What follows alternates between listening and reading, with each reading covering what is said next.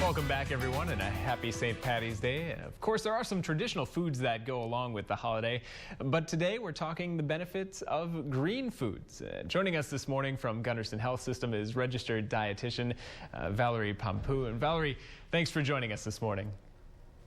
You're welcome. Good morning.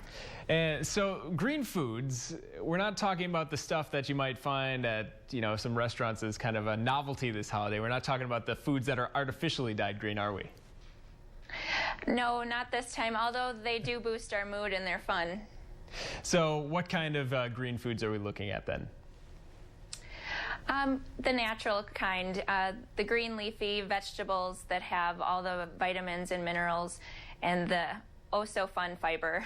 Yes, of course, fiber. How much, of these green leafy vegetables are people recommended to get in a day?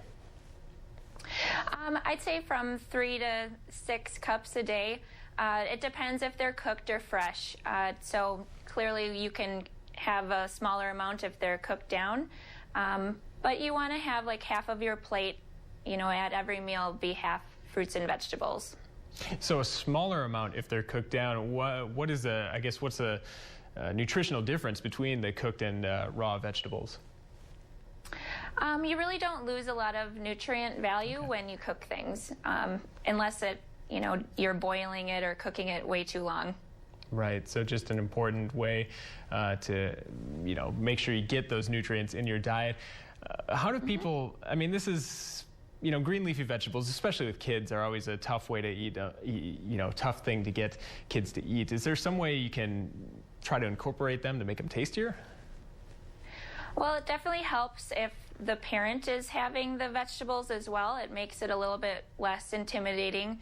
If you have an older sibling that likes them, that also helps.